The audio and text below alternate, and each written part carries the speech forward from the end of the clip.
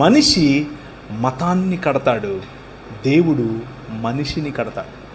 మనిషి మతాన్ని కడతాడు. మతం నిన్ను చంపుతుంది, మతం నిన్ను విభజిస్తుంది. అది క్రైస్తవ మతమైనా సరే. మతం చిచ్చు పెడుతుంది, మతం జలసీ ఇస్తుంది, మతం అవతలి వాడి కంటే నిన్ను గొప్పగా నీకు పంపు కొడుతుంది. ఆయన నిర్మించినటువంటి ప్రధానమైన వ్యవస్థ ఏమిటి ఈ ప్రపంచంలో అనంటే మనిషి.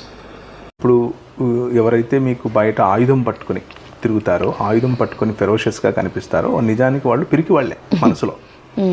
ఇది నేను నా సొంత అనుభవంతో చెప్తున్నాను. పిరికితనము నిన్ను ఎక్కడ అవతలివాడు తక్కువ చేస్తాడో అన్న పిరికితనంతో ముందే అవతల వాడి పైన ఫెరోషియస్గా దాడి చేసేటటువంటి మనస్తత్వం అన్నమాట. అది ఆ మనస్తత్వాన్ని పిరికితనం అంటారు, అది ధైర్యం కాదు.